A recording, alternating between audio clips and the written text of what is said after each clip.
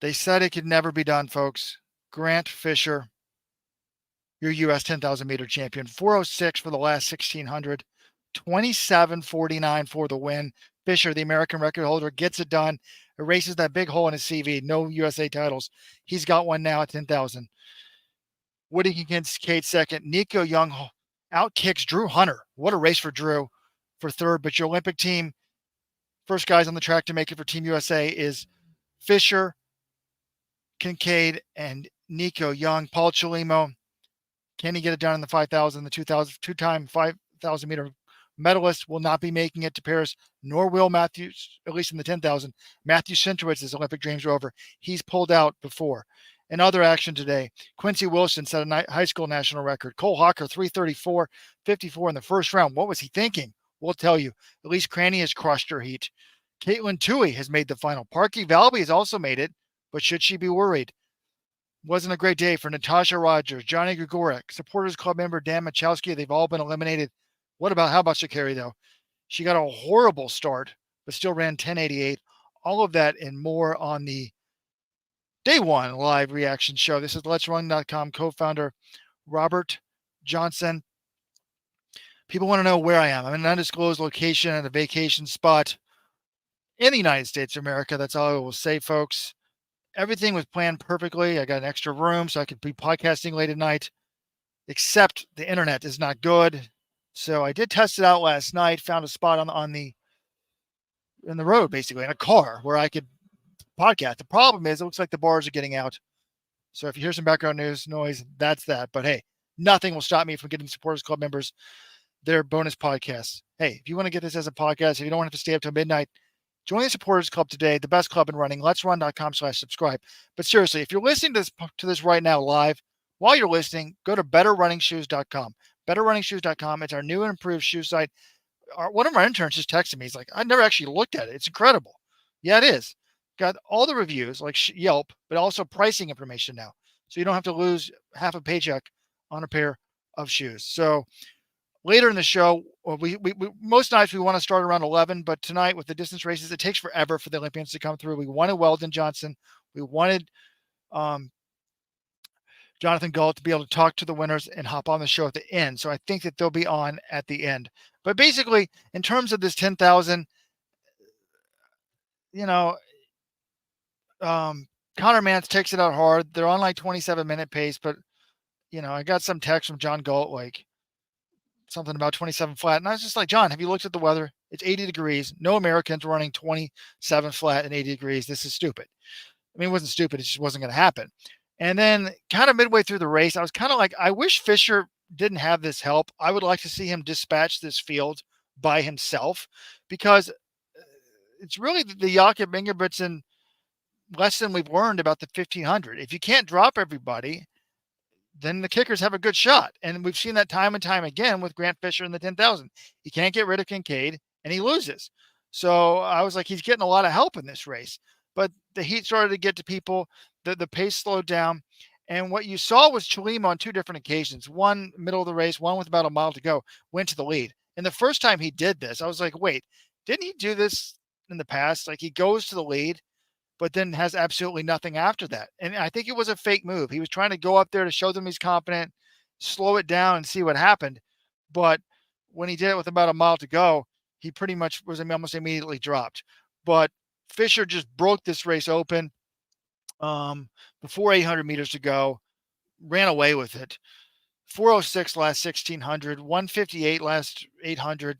Great win for him. Congratulations. Kincaid was clear second. And then there was an interesting, battle for third. It didn't mean anything in terms of who's going to Paris, which is really a world athletics problem. I mean, it's amazing to me that Lee Diffie doesn't really understand how the rankings work and the record, but Hunter could have won this race. He wouldn't have gone to Paris. But it was still kind of exciting to see the battle for third. I just really wish they had the quota reallocation system. Top three go, period. If we've got three and they're in the race, the top three should go. Track and field does not need more races. They need more races to matter. But it was exciting to see sort of that battle for third. It was more, visually pleasing to see the actual top three with the standard all crossing the line. But let's give some props out to Drew Hunter. I mean, this guy was a high school phenom, got a multi-million-dollar contract out of high school, not per year, but total.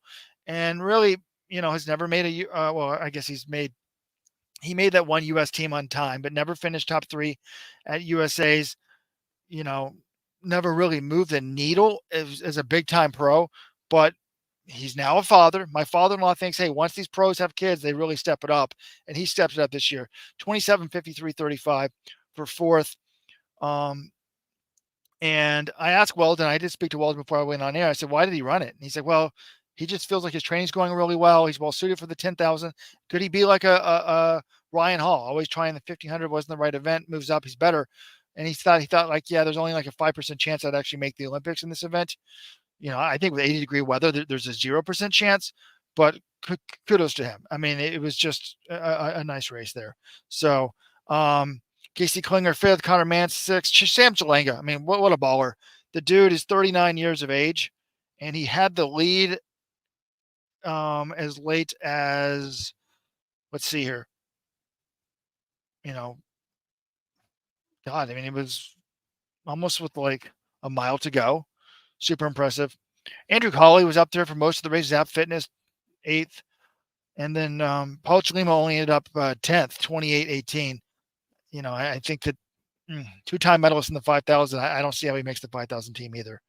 But, it just, the standard to me it's kind of fun to watch and watch them do it's like WWE almost on the broadcast. Like they're acting like this race is really meaningful. I don't think they even talked about Chalimo, the guy. Did they once mention the road to Paris and he had the standard? They seem to understand that, but they never mentioned like once Chalimo fell off, that's it. This is your Olympic team. They were trying to create the fake drama. Like it was like I was watching WWE, and that's on World Athletics. That's on USATF. The lack of leadership to get World Athletics to change things for the trials. But I don't want to be negative. The first day of the trials is always fun. Hey, but either way, I did get negative on, that stadium is just not well suited for hot days like this. Nobody wants to sit in the sun, and that's the sun side you see on TV. It looked totally empty when I turned it on. Now it's a long day, so people may, if you're a parent, you may go watch the 400 and then take out. So it's like, remember, most of the people in the stadium are friends, family, coaches, etc., like that. They may not stay for 6 hours, so they watch the 400 and they leave. They watch the 100 then leave. But John Galt did send me a photo during the 10,000 at the end, and it was pretty crowded on the finishing side. So, but I just think there's definitely some Eugene fatigue. But anyways, in other action, there was so many heats. We had the women's 800 prelims, we had the men's steeple, men's 1500, women's 5,000. So that's 4 other distance events. And I told the guys there, my guys, we don't even write 4 recaps on that. It's just too much. Let's go big picture with these events. So should I keep talking about the 10,000, or I want to really talk about some of these where do I think the trials should be held? To me, I mean, I'm just biased, like not in Eugene, like just not there. We have too many trials in Eugene. Like I would potentially do something radical, like have a sprint trials in one place, like Austin, and then a distance trial somewhere else. Hey, upstate New York, Maine, something like that. You can split it. Television can do both. But, I just think that, and if you are going to hold it in Eugene, do not hold every other meet there. I don't want to hear about the College World Series always being in Eugene, because they don't hold the College World Series, the All-Star Game, and the MLB World Series all in the same city, and the high school nationals. Like it's kind of insane, but that's what we do with track and field. But I guess I'll go in terms of like these others events, and then the other guys can talk in and see what we learned about this. But women's 800 was the first mid-distance event on the thing. All Thing Mo, her season opener, I thought she looked good. Like she, as they correctly said on the broadcast, she doesn't need to dominate. She just needs to make the team. She ran in second basically throughout the heats and looked fine to me. It'll be interesting to see if Weldon or John, I'm sure they did, got an extensive interview with her to see, what she said. I saw the NBC broadcast, but look, she's a 154 woman. She's healthy enough. I mean, hell, she made the team last year in the 1500, or would have made the team. She's going to be on the team in my part. You had Juliet Whitaker winning the first heat. Michaela Rose won heat 3.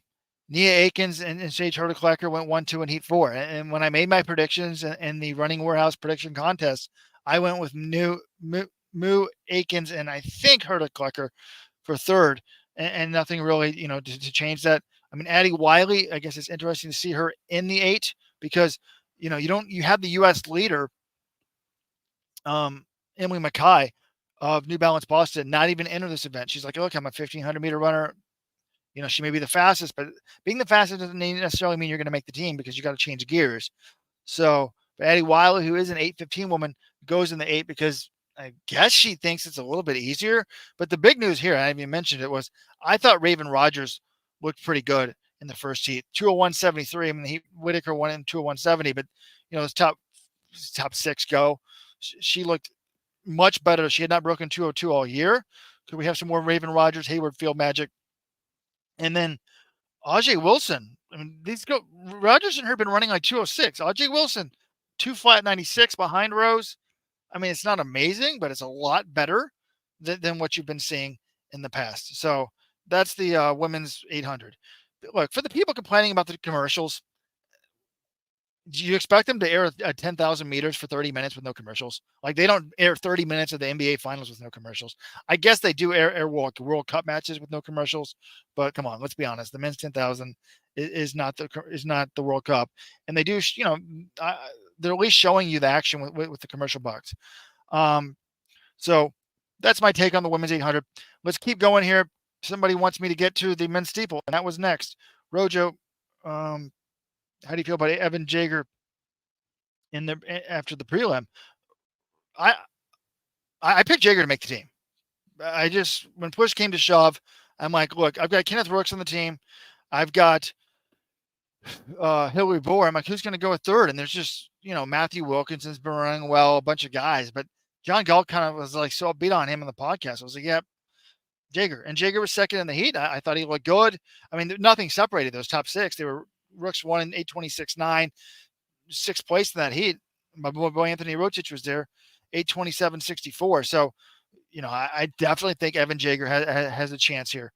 But it was fun to see Matthew Wilkinson of Under Armour Dark Sky. He won the first heat. The smile on his face. I mean, 8:20 is a pretty fast time for those guys, and they made it look kind of easy. James Corrigan, Nathan Mountain. I was wondering, I was thinking about picking him to try to be clever. Like, I still wonder if NCAAs, if he got hurt on that last water jump and that cost him, because his face looks so relaxed. So don't be totally shocked if a Nathan Mountain runs an 8:15. And the final makes it. Duncan Hamilton, though, oh my God, he did make the final, but only 8:27 in the heat. Extremely lucky to Bowerman Track Club. I mean, people were crapping on the Bowerman Track Club because I really thought he would take a step up when he joined Bowerman. Certainly hasn't looked like it so far this year. But, was disappointing. Dan Machowski, Supporters Club member. We were rooting for him. My wife and my 6-year-old were watching, and I said, they're like, who do we like in this race? And I'm like, we like the guy in green. We're in the Air Force single. Join the Army. Join the armed services. Try to keep the running dream alive. Was 4th in the last trials. I think Alan Culpepper was actually coaching him, and just hasn't been having a great year. And my wife's like, he's not going to win this heat. She likes to look at their face. And he was up there, but faded on the last lap and ends up 10th in 8:34. But, that's the thing about the trials is it's a zero-sum game. Only 3 guys can make it. He was so close 4 years ago. You go all in and you think, I'm going to be better. I'm going to be better. And that's not always the case. But, A for going for it. And how about Travis Mahoney? I mean, this was his 4th trials. And then when they said that on the broadcast, former Temple runner, my wife's like, so he's been doing this for 16 years. I'm like, well, honey, no, if you do 4 trials, it could be 12 years, but been doing it for a long time. And he just misses the final by about 2.5 seconds. So, yeah, Parker Stokes, NCAA champ, did not look good. He was 10th. Notice he did not have a pro contract. There's a number of runners. I wonder if they really shot themselves in the foot in terms of not signing before this meet. So Weldon was listening to us. I think he's now gone. So I think that means he's probably interviewing the people. But all right, let's go to the next. I want to talk about the women's 5,000 because I normally I'm like not reading that much into this, but when I was entering the prediction contests and John was talking about this, I used the Ingebrigtsen, thought process. I was thinking, could Volby really take a step up? These other girls can run 1430s, 1440. Could she do that? She's a 1450 girl. I mean, I think she can definitely run the 1440s. But I'm like, would she still win the race? No. Ellie St. Pierre is like a 355 woman who can run, has a better 5,000 meter PR. There's no way Volby's going to drop Ellie St. Pierre, and then St. Pierre's going to outkick her. So I picked St. Pierre to win, and then Cranny's got a sick kick, and she's already running the 1440s this year. I'm like, how's she going to get dropped? Same thing with Schweizer. So I want to make sure that I have my picks here. I just emailed them to myself before we went on air. See what because you think you're going to do one thing. Yeah, when St. Pierre Cranny. Oh, wait. I did pick Volby for third. But if I was changing that, if I was picking now, I would not have Volby for third. I was thinking, okay, there's no way Volby pushes the pace, hammers it, and drops these other for the women for the win. But maybe she drops somebody else and ends up third. So, and I thought maybe she beats Schweizer. I think Cranny's kick's too good. And I watched this today, and I just thought Volby was up there. I know you don't have to be. It was top 6 in time qualifiers, and the top 10 people in her heat all made it. And they were running fast. I mean, 15, 13, 15, 15, 15, 17. But when St. Pierre looked like she put turbo, and she just dusted everybody in the field, and then Schweizer just easily pulled ahead of Volby. And I'm like, Volby looked like to me like she was struggling. Like, I don't think that she just let them go. Like, I think in the past, hasn't she won some heats at the NCAA level? Correct me if I'm wrong in that, but the way it looked to me just visually, I'm like, Volby's in trouble. She's not going to beat those two girls. Now, maybe she hammers from the gun. Maybe she could drop them. But if she's sitting and kicking with Schweizer and St. Pierre, no way. And then I watched the second heat, which was a very slow heat, 16:02. But at least Cranny she looked great. And that heat was much weaker. I mean, God, much weaker. But Cranny just looked like turbo, killed everybody else. I'm like, okay, she's not going to kick Cranny either. So she better drop somebody before the bell. She's going to have to hammer the whole thing herself. Good luck on that. But Rachel Smith, Mike Smith's wife, third in that heat. But the big news really out of the second heat, Caitlin Toohey, the NCAA star before Volby took over. We hadn't seen a race since NCAA cross country when I think she was 5th in the fall. Signs the big deal with Adidas. What is it Adidas getting for their money? Well, they're at least getting an Olympic trials finalist. This was her first race. She runs 16:09.22 for 4th. Didn't look good when the pace first picked up. She kind of fell back into like 7th or 8th, but then did get back into the automatic qualifying spot. Andrews, who hasn't raced since World Indoors, also gets one.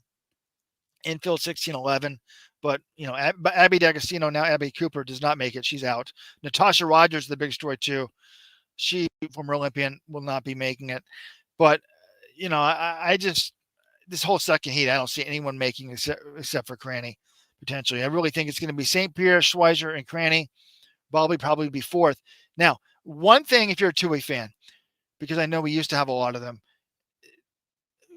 Someone remind me, I don't know if it was 2000 or 2004. Adam Goucher showed up at the trials. He had not raced all season or in a long damn time. Everyone knew he was injured. And he snuck into the final on time. And I'm like, well, and there was a break. We went to Tahoe. I remember thinking, well, Goucher's not going to make the team. And someone's like, you should never discount Adam Goucher.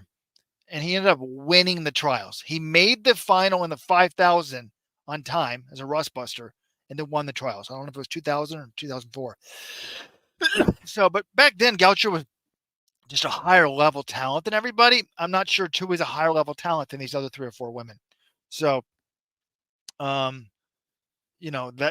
that's my take. Tell me if I'm crazy or not. Welcome to Let's Run After Dark. If you're just joining us, this is the live show. We do it live because some people, it's kind of like the TNT NBA show. You just watch it. You want to react. Although the Olympics, we're not going to react live because we got to do some recaps, get some interviews. It actually helps to have one person not at the trials because I can go live and they can join us later. But if you want it as a podcast, join the Supporters Club, letsrun.com/subscribe. Get an incredible t-shirt. You'll get shoe discounts, a special members forum. You can follow posters on the message board. But also, seriously, while you're watching this live, listen to me now. Go to betterrunningshoes.com. Check out the shoe site. Even better, review the shoe you're in right now and then buy a shoe off one of those links. We'll get something. Thank you for your support. All right, other big news. Sprint news. Quincy Wilson, the high school sophomore, 44.66. How sick was that? He second Hayward Field experience. Last year, he went out too hard, and Jonathan Gault had this from his coach, and then tied up, finished like fourth, the under 20 meet. Now, didn't really matter because he couldn't have gone to Pan Am games because he was too young. They wouldn't let him go to Pan Am games. Now he's in the Olympic trials. This guy's legit. I mean, he definitely can make the final. Might even be able to make the team. He's just insane. So good. So impressive. He was the big sprint, star on the men's side for me. And then in the women's stuff, I mean, Mackenzie Long looked good from Ole Miss, but Sha'Carri Richardson, my God, she had the worst start. I think Otto Bolden said it best. You can stumble and stumble forward, or you can stumble and stumble to the side. She stumbles to the right, like almost into the other lane. Like I don't think I've ever seen that before. I mean, I'm sure it's happened, but I don't normally pay attention to that many sprinters. And just the last 50 meters was sensational. Like if you didn't pick Sha'Carri to win this race, you're feeling like a fool now. The other big news was the NCAA leader, the world leader, Spears from Tennessee. I think that's her last name. She's out. They said she's going to be healthy enough to run the European circuit later in the summer, but she will not be, competing in the trials. Adam Cortez on YouTube has Rojo already talked about Richard giving a 4-step lead and still hawking everyone. Incredible. Absolutely. I mean, insane, really. The other news was, if you hear some drunk guys, they're outside on the sidewalk, was Casey Lightfoot, the American record holder in the pole vault, is out. And I called John up. I mean, when you're at the stadium doing interviews, you don't even know this stuff. That's one advantage that TV has. I said, John, did you interview Casey Lightfoot? He said, why would I interview him? I'm like, because he's out. He said, oh, did he no height all 3 heights? Is he injured? I said, no, he made his first 2 heights and then went 3 and out on the next height. And so many guys made the 3rd height that he did not make it, to the final. So, all right. Weldon and John, God, it's been an hour since the race. They still have not talked to the winners. All right. Who wants to put it in the chat? What do you want to answer? Going back to some earlier chats, is this good news for Grant Fisher? Yes, it's good news for Grant Fisher that he's won the U.S. title. I was like, if this guy doesn't win this, I'm just going to rip him. I said in the past, like, if you line up the top 3 distance runners on planet Earth, he'll never medal. But I think it's possible that with so many worlds that he could eventually medal, because some guys will medal in the 10 and they don't come back from the 5. I mean, that can happen this year. If a Chepta guy or one of these guys doesn't bother to come back from the 5, it's a big help. And also there's worlds in 2021, 2022, 2023, 2024, 2025, Worlds or Olympics. Now, I do think this Grand Slam track league is bad news for Grant Fisher, because it could keep some of these guys that might move to the marathon on the track longer. So they might run the Grand Slam track and then also do Worlds if they're picking up $100,000 every other week in this Grand Slam thing. But, yeah, I didn't think that Nico Young looked great. And it's just interesting to me, like, when they're running a time trial under the lights at the 10, everybody's there until the bell. I guess everybody was trying to make sure they got on 27 flats. They're not wasting any energy. Here, when you're surging, it's back and forth and it's hot, not that many guys were at the bell. It was 4 people at the bell, basically. And, not that many people in there with a mile to go. But, what I would say to Bill is Nico never looks really good when he's running. So I would like to go back and see if he wins a race. Does he look terrible still and still win it? But, I'm sure he's thrilled to be on the list. I think Nico's past his peak. And, can he rebound for the Olympics? Maybe. But I think Nico, thank God Mike Smith, NC Indoors, was like, Mike, don't overcomplicate this. So I don't know if he should run the 10. Yeah, you got to run the 10. Until they have quota reallocation spots, you got to run the 10. And he ran it. He got the standard. And he's on the team as a result. So maybe, it's hard to keep that peak going the whole season. Got to give an A to Paul Schliemann for at least trying to fake it. I mean, it is hard to fake a 10K. But, he just hasn't been. I'm not sure the 10K is really his event. And I don't think he's fit. He'd run a couple 13, 25,000s before he ran the British 10,000 thing, the 10,000 PBs. I'm just not sure that he's really, fit enough for it. So Linda is happy about day 1 living up to expectations. Wow, Kyle P is just trashing Bowerman. Duncan Hamilton went from being a steeple star in Montana State to being a nobody with Bowerman. Well, how about Parker? Parker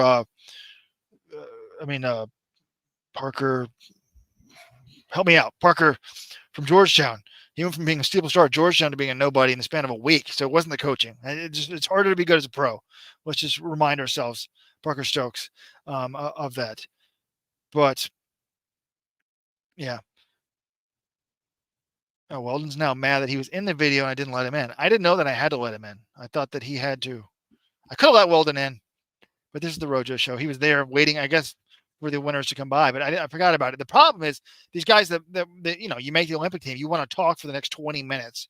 So they're probably giving some elaborate interview to Weldon. They probably come through the mix zone at 45 minutes after the race and then talk for another 20. So yeah, they'll be here another 15 minutes. Jesus. So, let's see what else. Tomorrow, I'm going to take a look at the schedule, see what we have coming up. I imagine there's not going to be any finals from the distances because we're doing the reverse schedule here. We're doing women's 10,000 at the end. So tomorrow we're going to have, we hit the big stories, the Sha'Carri Richardson story. Men's first round 100 starts, but it's all going to be about the 100 meters, really. Women's semi at 9 o'clock Eastern, 8:58 Eastern. Men's 100 first round. Men's 1,500 semis, which is great. Decathlon ends. Women's 100 final. It's going to be great for NBC just to have all that, in the TV window.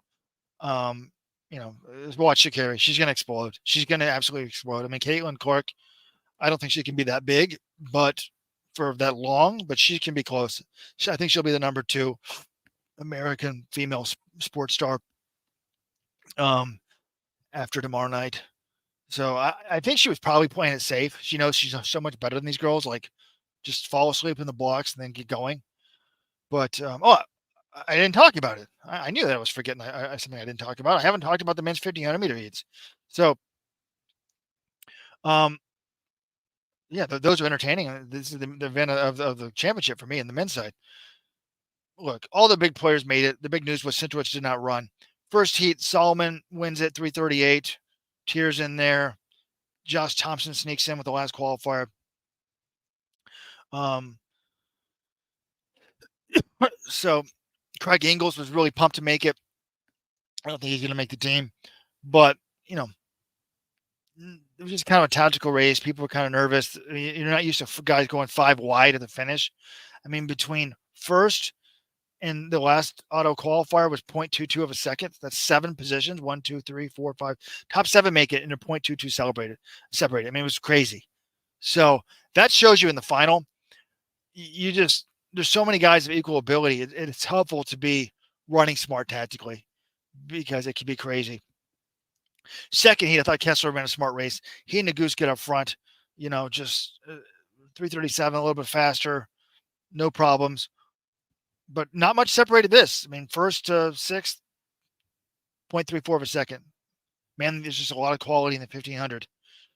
Kessler, Nagus, Ciati, Wynn, Cook. I thought Cook looked pretty good. Wascom. It says Washington. I guess they haven't changed. Didn't he already sign with what? Am I making it up? Didn't Wascom sign with Adidas? And then Heat 3, my God. Like, I don't know what Cole Hocker was thinking. Well, actually, I do because John Galt has interviewed him. But he almost broke the Olympic trials record. 3:34.54 from the front in Heat 3. Second time in history, only besides Sintrowicz's 3:34.09 from 2016.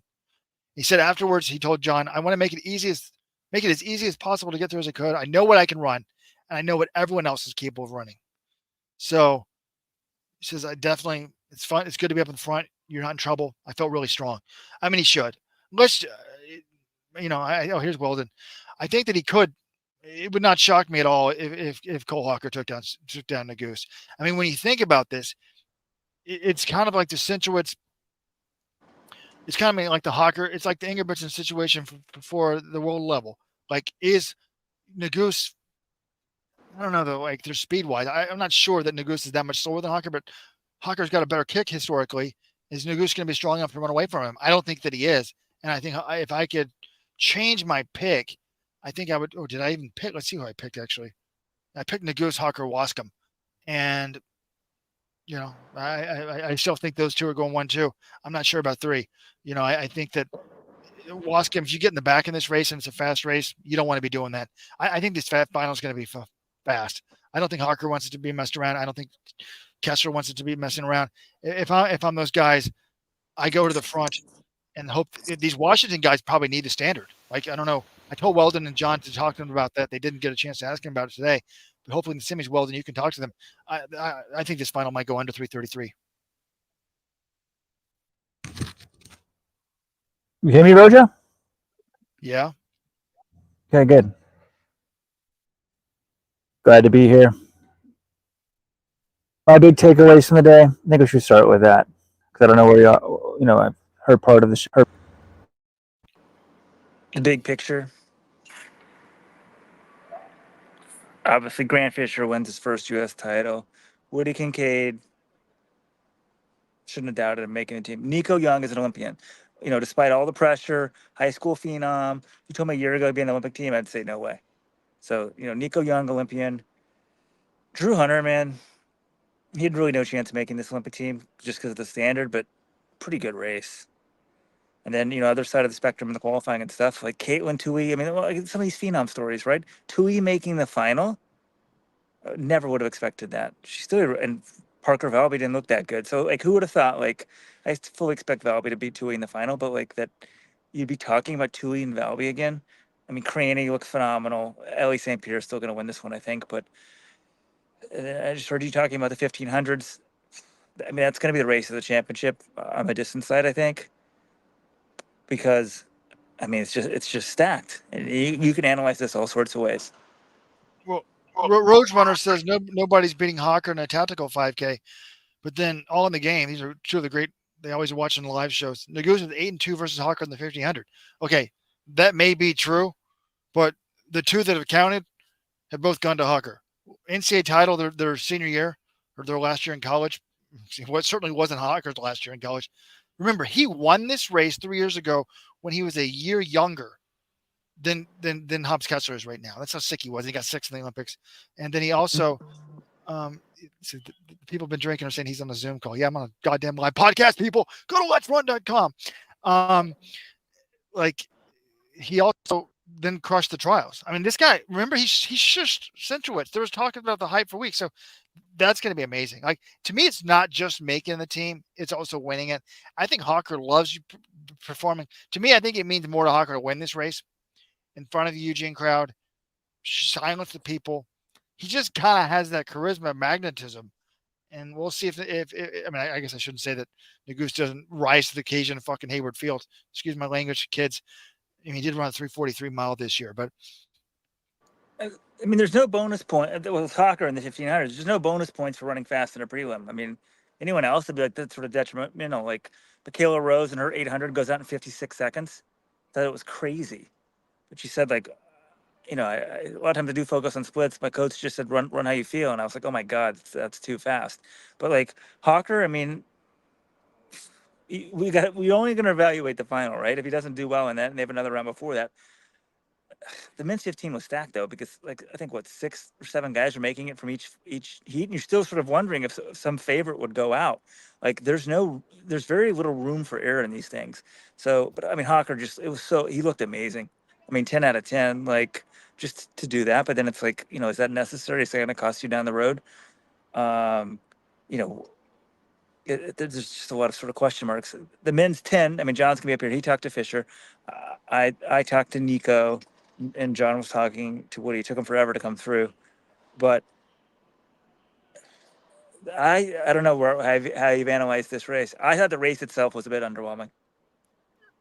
of course it was underwhelming, and they made it exciting on TV, but it didn't mean anything. Once Shalima fell off, it was like, okay, who cares?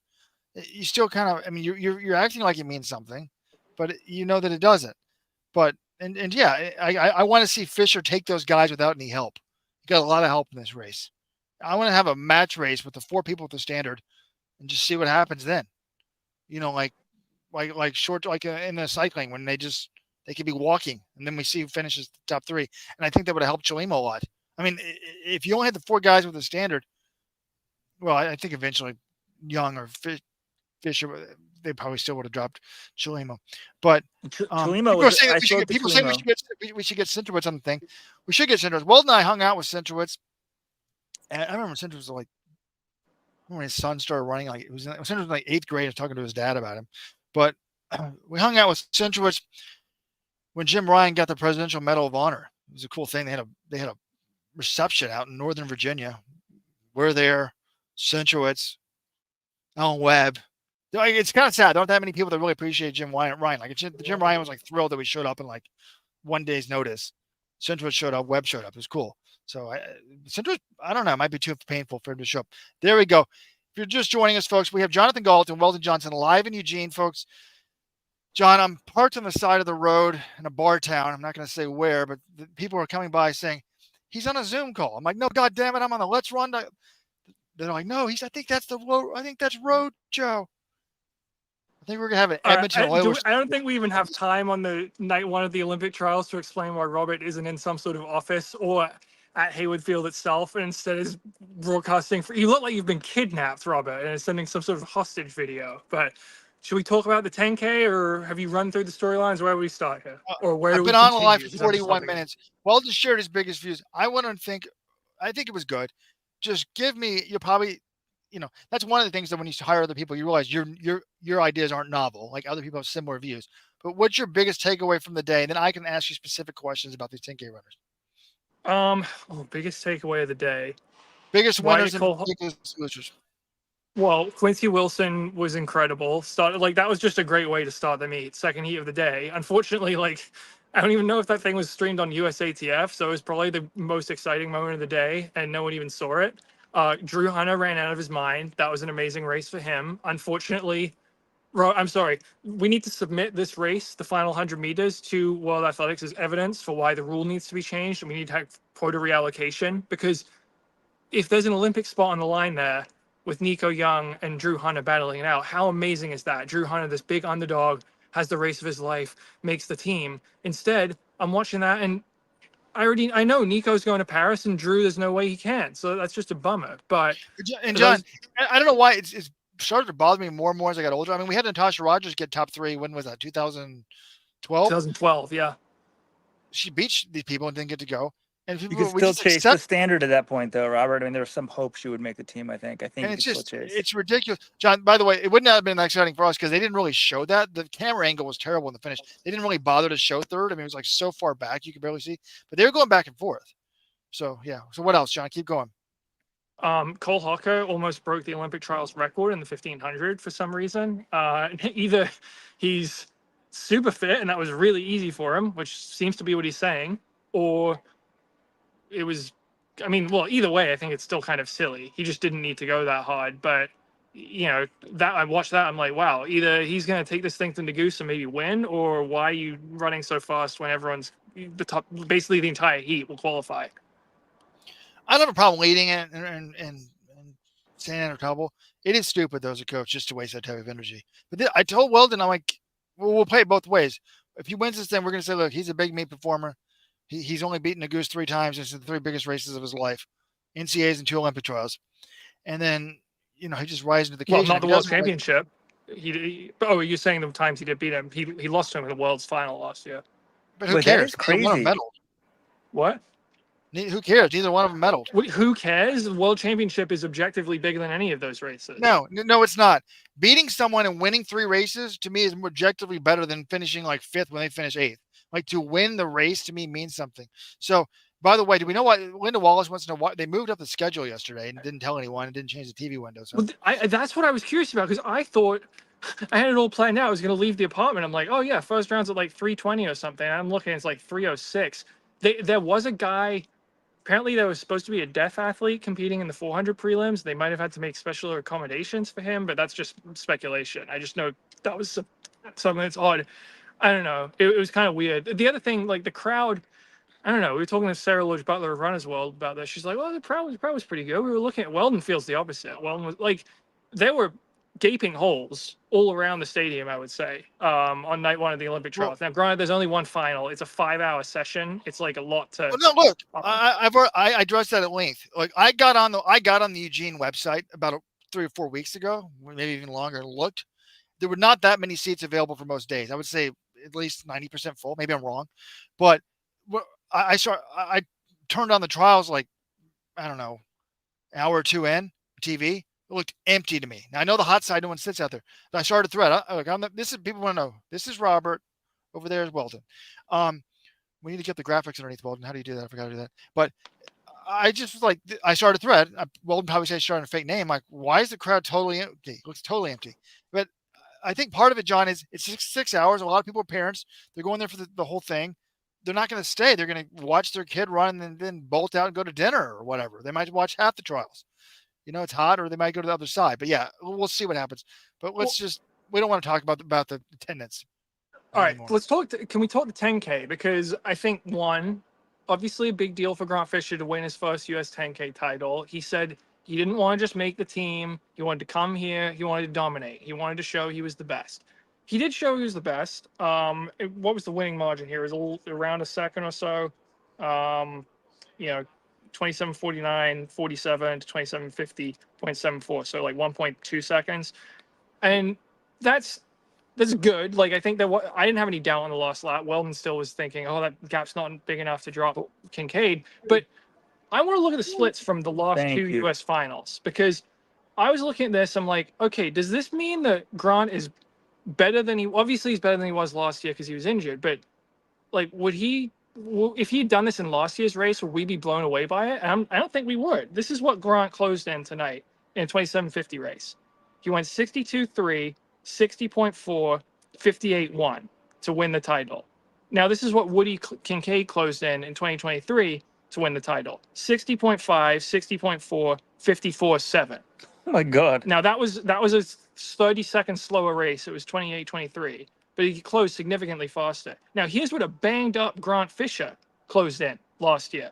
60.4, 59.9, 58.3. So he had a faster last lap, barely, tonight, but only by like 0.2 compared to last year when he got fourth and didn't even make the team. So I'm looking at this. Okay, it's a faster race by 30 seconds. That favors Fisher. He's more of a strength runner. But at the same time, I don't know if that does this mean just because he won this year? Woody Kincaid was banged up. He missed some 10 days of training. He was coming in. Nico Young has had a long college season. He did a good job to make the team. But I look at this, I'm like, has Grant Fisher made that much of an improvement from where he was this time last year? I mean, he's healthier, but I don't know. What's your guys' take? I said to John, Robert, when I first sat down, I said I thought that 10K was a bit underwhelming. I mean, three guys, they made the team. There's only 4 to choose from, but Chulimo obviously had an off night. I spoke to him afterwards. He was pretty disappointed, said, well, I think the marathon took too much out of my legs. He said this is going to be it for him for Hayward Field. So his last track season, he said, move to the marathon, but he said give it a go on the 5K. But yeah, I mean, there was doubts about Kincaid coming in. He hasn't raced. What do you mean it took too much? I was like, he didn't run the whole damn marathon. The training is different, he said. I don't know. He's getting older too, Robert. I mean, I say that. Yeah, then 39-year-old Sam Chilingo was winning this race. So winning. I mean, he was leading the race, John. At some point, that was impressive. Come on. No, it was. I was impressed to see that. But yeah, Fisher. I don't want to. The guy won the Olympic trials 10,000. I don't care if you're, an American record holder or whatever. Winning the Olympic trials 10,000, that's a big deal. That's a career highlight for a lot of athletes. But for someone of Grant Fisher's caliber, he's shooting higher. He wants an Olympic medal. He said he wants an Olympic medal more than his American records. So to me, I look at it and I still have some questions. Like, I look at the Ethiopian trials. I know it's a different kind of race, but they were still closing pretty fast, and they ran like a minute and a half faster. And I'm now getting excited. I mean, the 15 I said was the race of championships. I'm getting excited for the 5K, the back half. Because, I mean, Teeter's run fast this year. If Hocker goes in there and gives it a go too, and what if Nagoose sticks in it? I don't think if Nagoose makes the 1,500 team, there's no way he runs the 5. He does not like that. But what about Abdihamid Noor? Oh, Noor. Parker Wolf's going to be in there. Like, the 5K is going to have Nico's going to come back. So, there's... John, speaking of things that could easily be changed, the standards, World Athletics, the quota reallocation. Did you ask any of the 1,500 meter guys about that? About the standard? Yeah, are they going to chase it? Yeah. Yeah, Is that all I needed? talked to Wascom about it. I saw him on the concourse, and I was just like, so, you don't have the Olympic standard. And he said in NCAA's he wasn't really worried it was going to work itself out. And he said that today's race, he was like, look, I didn't really care about the standard today. I just want to make it through. But then he basically said, I need to talk to Andy Powell. He'll have his finger on the pulse here and figure it out. And I hope he does, because I've done the math. Joe Wascom essentially needs to run the Olympic standard in this meet or he's not going. He needs to run 3:33.9 and win the final. Would give him enough points to move into the rankings. And that's assuming he doesn't get bumped by other people. But the easiest way, the stand's 3:33.5. So he basically said, look, if I have to run the standard, I'll either run it in the semis tomorrow or I'll run it in the final. If We that's don't. what, The whole dumb system is dumb because let's say they take 42 and you're 45th and 3 people don't declare. Do you get to go? I mean, the bottom yeah, end, you but might. then they need to talk to USATF and make it clear these people are scratching. It's just so Uh, silly look, when we well, are sending 3. Look, yeah, back this, to I Grant mean, Fisher. I was impressed by he closed in 4:06, John. Uh, it's very hard. We'd have to have John Kellogg analyze it. I was wondering, like, was it that hot last year on July 6th, 2023? It actually was. It was 91 in Eugene. How hot was there today? Well, not during the race, but No, but so I was like, but it's a 30-second slower race, so of course you're going to close way faster. I mean, that's a significant difference. So from here they what? went out hard in the heat. So I don't think you They- can compare closes. I'm willing to give him the benefit of the doubt. Just watching the race, though, seeing these guys close, the absolute time of the last lap wasn't that fast, and the absolute finishing time of this race wasn't that fast.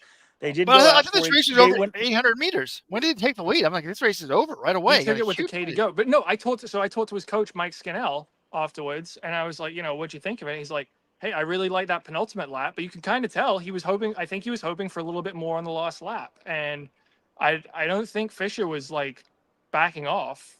Thinking about the 5K. I think he was like, I want to win this, and I think they wanted to close a little faster than they did tonight. If we're picking nits again, the guy won the U.S. Olympic trials. He's the national champion. That's a big deal, but we also are looking ahead. There is a big meet in Paris in 2 months. Yeah, I mean, but also like some of the drama is taken out of it. With only 4 guys contending, Chalimo falls apart the final 3 laps. Yeah. So there was no drama. So then how am I evaluating this race for Grant Fisher, a guy who's been what 4th, at Worlds or 5th? 4th at Worlds, 5th at the Olympics. Yeah. So all for me really means is like how is he relative to getting a medal? And I didn't see a step in the right direction, but then He again, won.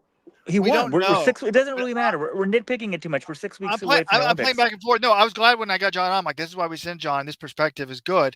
And I thought about it because I've been thinking privately to myself, I was always doing so well with the new coach. I'm like, I haven't seen anything that's better than the years past. Like he ran that LA meet with all those guys and got smoked by them. So we'll see. I don't think he's going to medal because the 10,000 is too stacked, and the 5,000 you're going to have Jakob, and even if some of these Ugandan guys don't come back, you're still going to have Jakob takes up 1 spot is the problem, and that's tough. Correct. But okay, let's just scatter shoot a few other storylines. I don't know if you've talked about. Has anyone talked about Craig Ingles? No, I meant to text. I'm good friends with his high school coach. See if he's in Eugene. I said he was happy to make it, but no. Is he going to run the 8? Is he even in the 8, John? Yes, he's in the 8. But what'd you guys think? Craig Ingles after this race was ecstatic. It was like Craig Ingles 2016. The joy was back. He said the gears are back. He said he knew he was going to make it. And then I rewatched him with 100 to go. He sort of boxed, went out to about lane, I don't know, 4 or 5. It felt like maybe it wasn't that far out, and just sprinted down the finish line. Obviously feeling, confident. But he said, he sort of, he was sort of honest. He's like, the game has changed. Used to be, I'm a U.S. champion. Now, like, if you don't, I forgot what time he said, if you don't run 3:31, you're nothing. I'm like 3:30. But he's like, he sort of admitted, like, I was too focused on, like, riding around the RV and having a good time. And these other guys are really serious. But, all the interviews coming in saying that him and his coach were like, that the training was going phenomenal and the races weren't.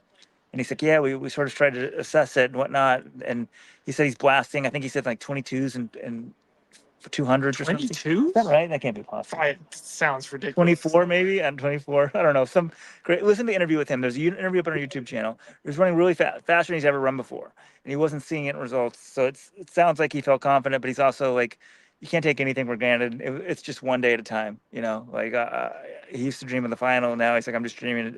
I just was scared I wasn't gonna make it past today. But that's exciting to see. But you still got a steep hill to climb, man. It's easy to get excited when the top 7 guys in your heat make it. I mean, there are a bunch of guys. I could say the same thing about Craig as I could about a dozen guys who qualified. He made it through. He looked decent, but tomorrow is going to be a much bigger test because the semifinals, it gets tougher. He's Yeah, your and Budweiser John, long shot. we If do I don't need know to the say guy this. who- The guy who's It's not fourth in fair. the lost trials is the long shot. I We think do so, need to. John, this year. The guy that lost to John, I think Jonathan Gold's in a race. Johnny Gregorek. I mean, Wait, for the he- record, one for the 3rd Olympics in a row, someone who I've beaten made the team. Woody Kincaid. Thank you for continuing to extend my running relevance. who else have you beaten, John? No, wait, but You beat Robbie Andrews, right?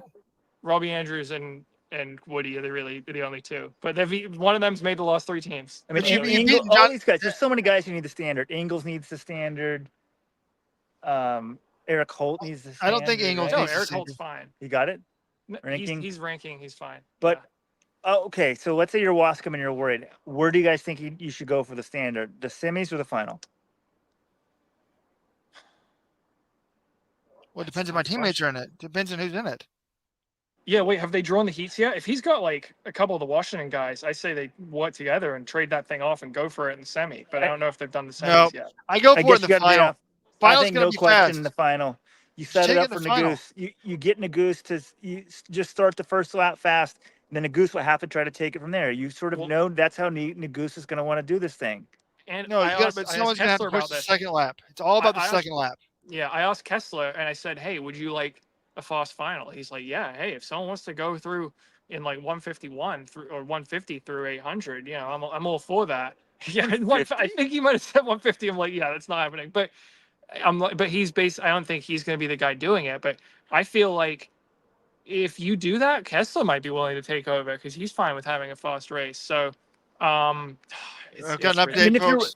if you Guys- get 156, is that good enough to get there? No. You got to be faster than that. How fast you got to be? I don't know. Who was I talking to about this, John? Someone's like, you got to push the second lap. I forgot who it was. By the way, Darren Peters says, congrats, Let's Run. You have more live viewers than Sidious. But he's saying we have 269 live viewers. Not on my internal software. Mine's adding them all up, and we're close to 1,000 people. We're crushing it. Thank you for joining us. We got to. I don't even think you put it on Instagram. Oh, but it's counting we'll all the figure mail-in ballots from Pennsylvania. So Twitter's where All it's right, at, baby. What else? Women's 800. I don't know. This is where you start nitpicking. I thought a thing mode didn't look that.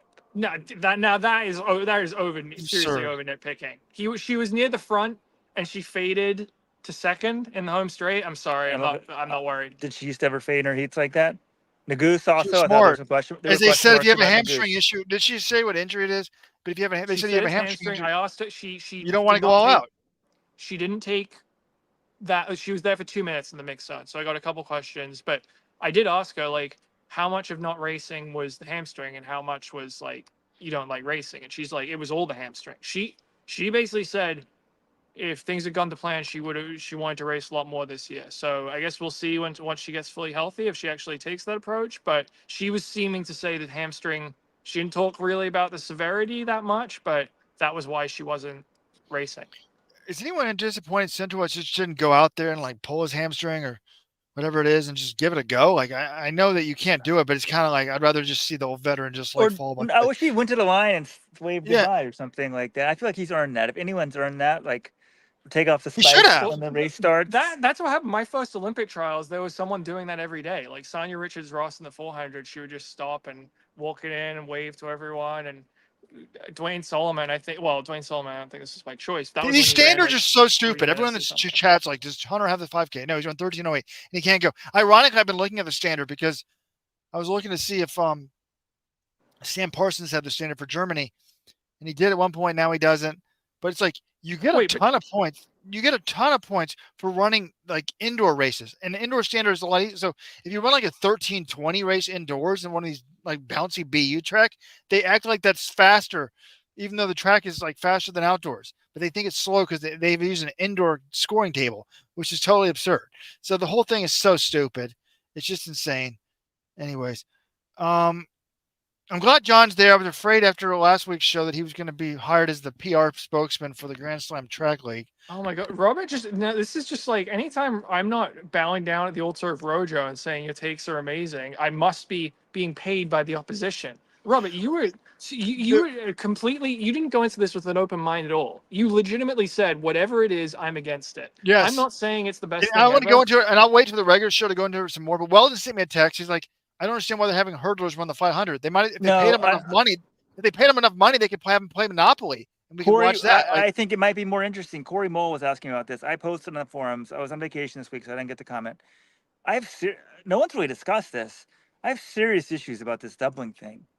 People said it's about head-to-head competition. This completely changes what the sport is about. It's not about who wins the race. It's the sport will be evaluated on who wins the series of 2 races. So why would you know? No, it won't be, because nobody will pay. It's like LIV golf. Nobody cares who wins the team title. No one's going to care who wins. What Sha'Carri wins the 100 on day 1, and then, or gets third in the 200 on day 1, and then day 3 wins the 100 and wins it. I guess you'd be happy for her, but then actually loses the title, and the girl who gets 4th is, they're quickly calculating. I mean, you could do it instantaneously with the computers, but oh my gosh, they were 0.3 seconds 0.03 seconds faster cumulatively. They win. No, that's what we want the sport to be about. The great That's thing what about John said. Well, then that's what John said. It's stupid. And not only that, but an agent said, well, what do you expect? Michael Johnson, who is the best combo sprinter in history, makes a combo sprinting league. I mean, that's really what it should be called the Combo Sprinting League. Why not just put this money towards one-off events? Have an amazing 100 here. You don't have to have all the events every week. It's stupid. Yeah, I think there's a lot of issues, and also like it changes what the sport's about. Will fans come 3 days in a row to see this? There's a lot of question marks. They're planning on 2.5 to 3 hour broadcast windows 3 days in a row. Robert, when I'm speaking, do you mind just not talking at the same time? John, it's kind of like the monarch. Like, John, you're British, right? You should understand this. So there's the thing called the monarch, and I'm the CEO. So I'm the monarch, and when I speak, what do you call it? But I've got the co-CEO. He's backing me up. He's old. Actually, I would be nothing. I would have been killed, but Weldon would have killed me off when I was younger. So that they never had twins. They didn't want the twin around. Speaking of what time is it, guys? John, the reason why I don't like it is it reminds me of like what I hate about college sports. I don't like super conferences, alignments. Like Texas wouldn't play Texas A&M for years. All the super rich schools want to take all the money to themselves. Now all the super rich runners want to take all the money for themselves and just the hell with everybody else. It's like modern society. All right, let's not talk about that now. What else? Well, we had the 5K prelims. I don't know if there's all that much to say about those. I did. It was a lot. I already talked about that. I spoke to Elise Cranny. I thought she was like very good. Like her and Ingles to me, they're both very upbeat, very positive. Like, I mean, they've had different types of struggles, but she changed coaches. She changed coaches twice in a year. Yeah, and changed in March. So, I'm like, is that an easy decision? And he switched coaches in March. She's like, I wasn't in a good spot. I needed to do it. I'm glad I did it. She just seems very happy. Like, and then they're like, well, did you think about, because last year, she won the 5 and the 10. Yep. She won the 5 and the 10 at this, and this one she's doing the 5 and the 15, which is a much harder double. But if you think about that, she must have been very confident in the 5 if she's going to take on the 15 as the second event. And she said essentially her coach is like, you got to have fun. There's like a sense of joy that you're just enjoying what the sport is about. And that's what Ingles was talking about too. Like, sure, at some point it's a job and you have to be serious about it. You can't just be about your RV. But I feel like she's in a good place sort of with the new coaching change on a professional level, but then she's back home and like I don't know. I think I fully expect Ellie St. Pierre to win the final, but it'll be interesting and to beat her in the 15. But the safer bet would have been to do the 5 and the 10 again. I think, to be honest. Yeah, but I think she's a pretty safe bet in the 5. I mean, she's won the last 3 U.S. 5,000 meter titles, and granted, St. Pierre has not been at this level and hasn't been running the 5, but. Yeah, I would feel pretty confident about her getting second. This is the breaking training news here is Carissa Schweizer says the Bowerman Track Club has now adopted double threshold training, which I was just like, wow. She was saying Jerry's changed things up and working out a little bit more. And, I was just, I didn't know if Jerry Schumacher would adapt to the Norwegian method, but he's on board now, at least during the base phase. They don't do it as much during competition, but he's gotten on the train, baby. By the way, we probably should give a shout out. I don't know how this is possibly allowed. Like, I'll do a YouTube video interview, and if like Britney Spears or Taylor Swift's playing in the background, they'll say ineligible for monetization. But there's a guy named Mr. Arook who has 395,000 subscribers. He had 11,000 views. He just broadcast the whole trials. How is that possible? How does that not get taken down on YouTube? But it was amazing because you could just rewind any race. You could see any race you wanted. The whole race is on there. I mean, It's it's still on totally there right illegal. now. Like NBC should be filing a copyright. How did they thing, not but- take it down? How did he get away with it? He's got. Wait. This gets to a point though. How is this not? I mean, I guess is there just not a demand for the U.S. Olympic trials internationally? I think maybe the demand. I'm getting skewed because I go on the message board and I saw all these international visitors saying, "Hey, couldn't there be a way for us to watch the U.S. Olympic trials overseas?" And I'm like, no, not really. There's no way. I don't know of a way. I meant to chat with this USATF communications, but I think the only way is like Peacock and US VPN, and you can't use a VPN to watch. Well, you can't use it to watch US. You can use a VPN to watch Peacock. Don't worry. but- If you're an international, a lot of our supporters members are international, and they can just watch Mr. Arook live. It's Mr. Space ARUK. Okay, we shouldn't exactly be promoting this. No, but outlet. They have It's no other obviously way to not watch illegal. it, John. I don't have a He's got problem. 400,000. Well, if he's It's illegal, not he my couldn't have problem. 400,000. YouTube is a pretty big platform. If they don't want to police piracy, that's their own problem. Well, they must be Okay. policing. I don't understand how he's allowed to do it. But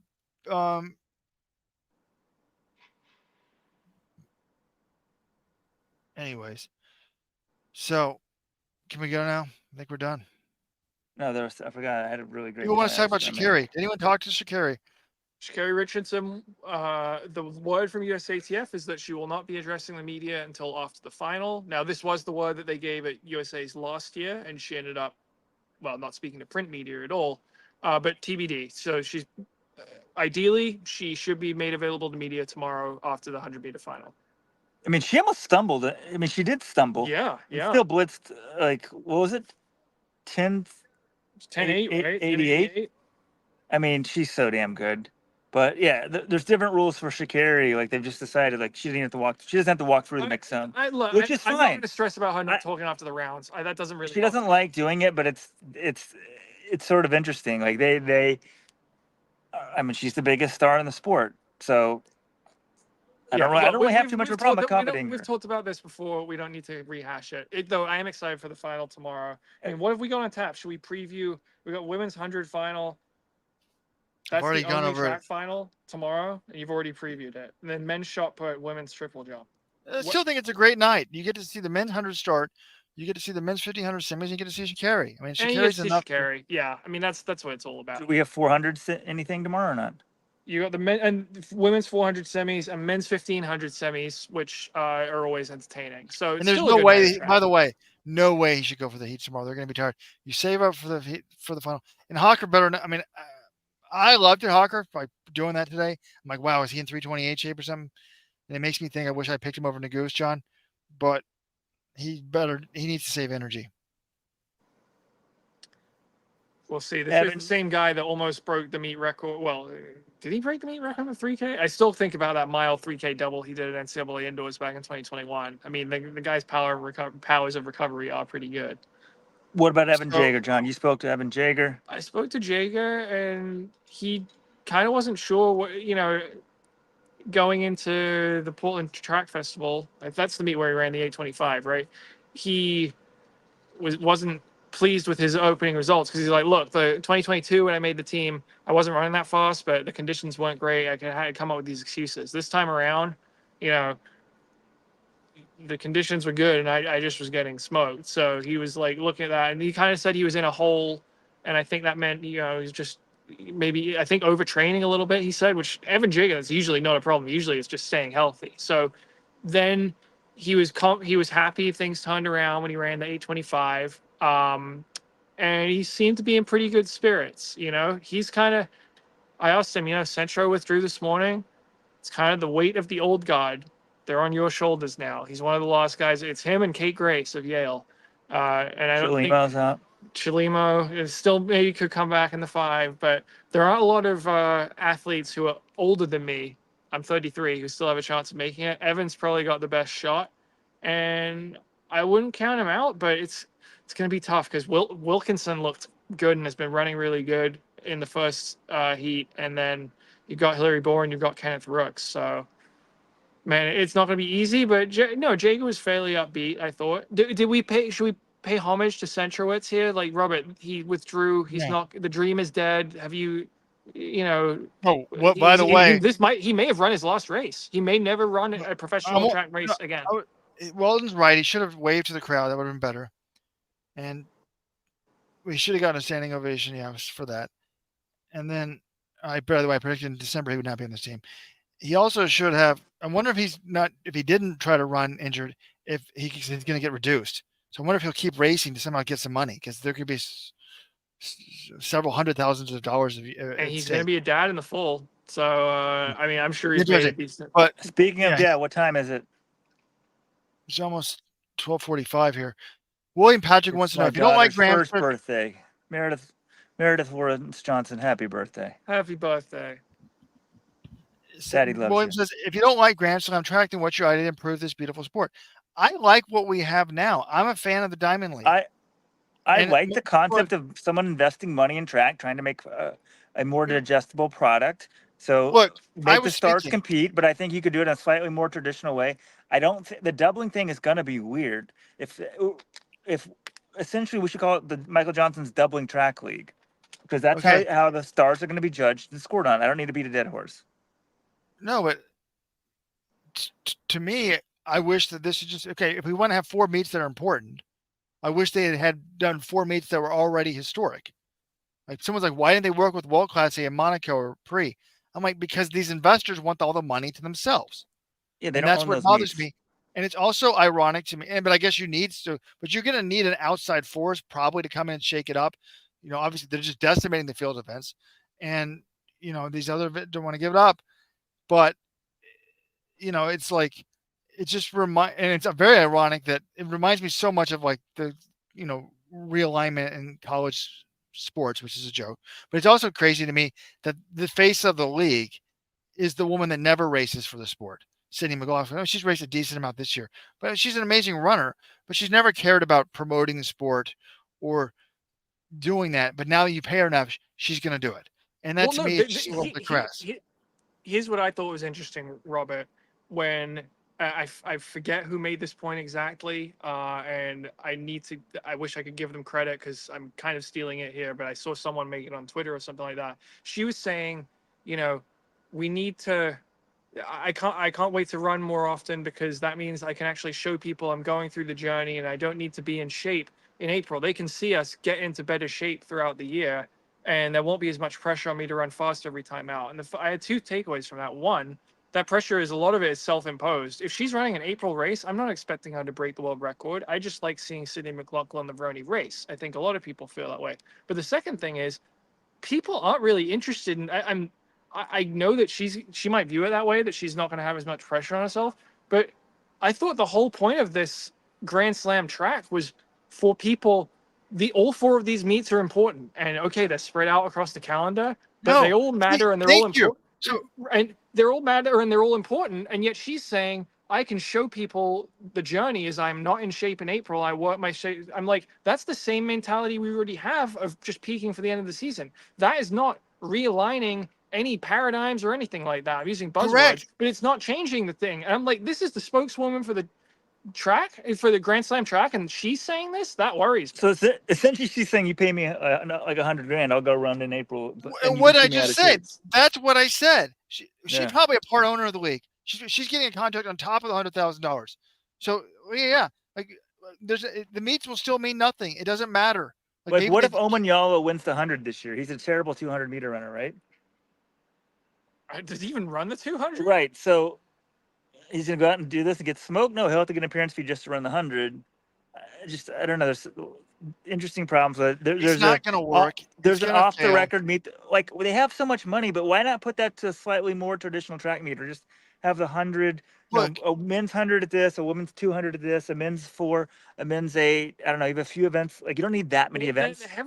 Don't stack them back to highlight them, interview the athletes. I don't know what you do in stadium for that stuff, but on TV, On TV, honestly, I think you need to hype the more matchups and space them out. In person, probably not so. The problem is there's very little action in track. It's like Look, seconds. they're just trying to But get people to all agree that other meets mean stuff besides Worlds, and it's not going to happen. People don't go to World Indoors. They don't go to World Cross. Sometimes Europeans are important. Some people USS. It's just it's not going to work. Trust me. well, All it's right. good that at the very least it's good they're putting money into the sport, and if at the end of the day they flush what $24 million, it's $12 million a year, Yeah, well, $24 million to athletes' pockets, the athletes are better off. yeah, sorry. So and they can adapt and change. So they I'll be have shocked if backing. there's a meeting. I'll be It shocked if takes there's a money, meeting Robert. The 2026. the WNBA is still losing tons of money, but they're about to get a new TV contract. So I think the WNBA is losing $50 million a year. That's only like what, maybe 2 or 3 million a team. But if the next TV contract's a lot more, they could start turning a profit. So if these guys see some traction with this, they adapt the formatting and keep going. That's how We've it been going works. for long, way too long. Well, I want to ask Well, one thing unrelated to this. Cooper Tier, John, in your 1500 meter preview, you labeled him as a veteran that needs help to make the team. no, And I was Robert, I put him in there because I had Hobbs Kessler in a one-person category. I didn't want to put Cooper Tier in another one-person category. He really doesn't belong in there because he's younger and he's better than all those guys. I mean, maybe Eric Holt's pretty good right now, but I think Cooper Tier is more talented. If you read my preview, I said I really shouldn't put him here, but I kind of just had to force him in there because he didn't quite fit in any of the other categories. Maybe I should have just put him with Kessler, but I think Kessler's a little better than he is. So that's my defense. And also, I was wrong about Woody. Honestly, I picked the 10K. I picked Woody to beat Fisher because I thought it would be. If Woody closed like he did last year, he would have won this race. But he missed a little training. He wasn't quite as good. I probably should have valued that a little bit more than I did. But are he those wasn't guys that coming far back for the behind. 5? What? Are they coming back for the 5? Fisher definitely is. I assume Woody is, but I didn't ask him specifically. Nico is 5's gonna be great. All right, guys.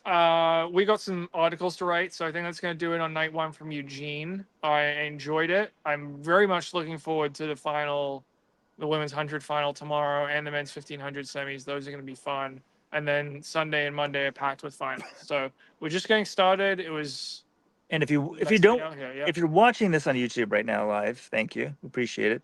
But if you don't want to stay up to 12:45 in the East Coast, you want this as a podcast, join the Sporters Club. It's the best club in running. You'll get this. It'll be in your feed tomorrow as a podcast, and you get savings in running shoes. You get super soft T-shirt. I mean, this shirt is amazing. If you join for a year, join today. Let'sRun.com/subscribe. And we're working out the kinks. John and I might be able to get on the air a little earlier tomorrow. Robert, how's our audio actually with us live right now off the phone? I was wondering how y'all were speaking. Y'all sound great. I was wondering, do you have a mic? No, I had a mic at the very beginning and plugged it out. It's a straight iPhone. So thank you, Steve Jobs, RIP. Didn't sound good at the beginning. It sounds amazing now. That sounds amazing. All right. Wow. Well, yeah. Well, there's Thank you less very background. much. It's gotten quieter here. Okay. Well, we got to get going. Did y'all hear people walking next to me? No, I can't hear anything. So I still can't believe you're broadcasting from this. I mean, Robert, you could be in some undisclosed like country in Central America for all I know. But I hope you make it home safely and that your family pays the ransom. No, why I don't you put did. comments up from the chat? Well, I want to see chat comments. I'm putting in comments up from the chat. Nagoose doesn't have a hot winning mentality. Hocker does. Now, the only drawback of doing to the back seat of a car is I have the drunks coming by saying he's on Zoom, but I didn't bring any beer because I've heard of people getting a if you have a beer in a car, you get a DUI even if you're driving. So I was afraid a cop would think I was like drunk or something. So don't do that. Been drinking Pepsi. Okay. All right, guys. Have fun. So long from Eugene. Go to Tracktown Night Pizza one. for me. In the books.